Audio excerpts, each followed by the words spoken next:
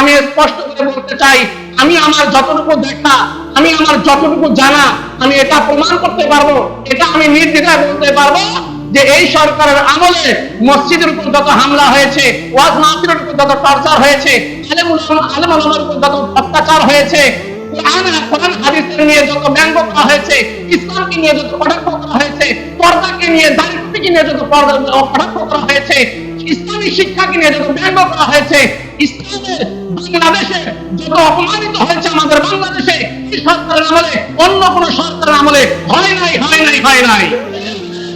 বলেন ঠিক কিনা? আমাদের দেশে এত বড় বড় ব্রিজ হয়ে কি হবে? আমাদের দেশে এত বড় বড় দালানকোঠা হয়ে কি হবে? আমাদের দেশে নারীরা এত উন্নয়ন করে কি হবে যদি আমাদের নবীর সম্মানকে আমরা রক্ষা করতে না পারি? এই উন্নয়নের কোনো দাম নেই আমাদের কাছে।